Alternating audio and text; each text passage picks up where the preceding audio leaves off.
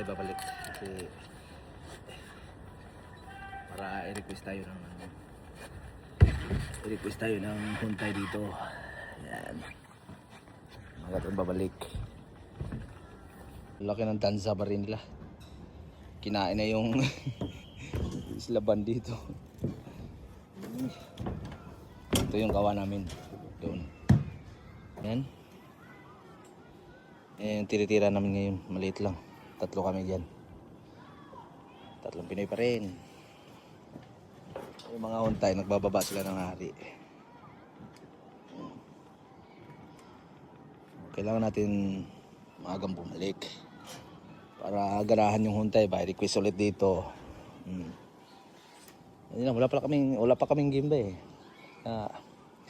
Para ma-steady ka dito sa isang site, pakitaan mo na sipag para i-request ka nila ulit. Pagka PTX ka lang, wala, i-report ka pa sa amo mo. PTX yung mga pinadala mong tauhan, kaya hindi na makakabalik. Matigawaroy ka, ibig sabihin nun pulpul. Yan. Mga huntay, nakagaling sila bumalik. 45 pa lang, itatrabaho na sila. Full 45. So kaya naman di naman tayo babalik ng maaga. Yan, medyo natatagalan kami dito ngayon kasi yung unang nag-assemble dito, sablay. Dapat ito, tsaka yung sa baba, kain siya ng na to, malaking beam na to.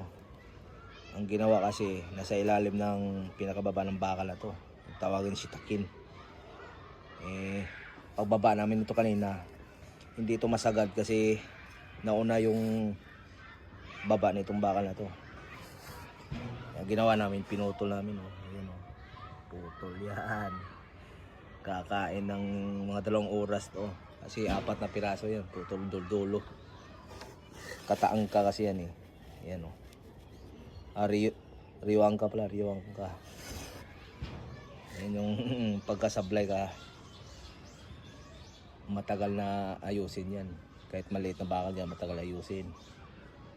Baklas yan eh. Tapos yung zaryo niyan, bukas pa darating. Pero patapos na. Huli na lang yung dulo na sa kabila, yung hindi pa namin na-repair. Nagawa na namin yung pukashi, yung kaburi. Hilain pa namin yan. Kami na nagbabawa.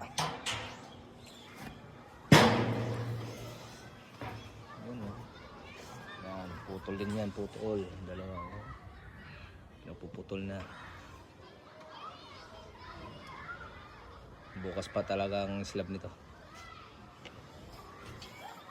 Ayan ito, naayos ko na. Itong 2 na lang hindi. Angka pa yan. Dapat ito nakapatong dito sa malaking bakal na to. Kaya sablay siya. Leader gumawa nito nung una eh. Nag-sorry siya kanina kasi sablay siya. Yan, ito yung naayos namin ngayon. Tagal pa tanggalin yun Butaloy. Yun Hilar, bilis ni Hilar ba? Naislaban agad ba? Ayan basic lang. Ako lang tagabot ng bakal. Ayan, mga alas 10 yan. Sarado na yan bukas. Ano Hilar? All goods in the hood? Opo. Tara, uyan na. Alas 4:45 pa lang, uyan na.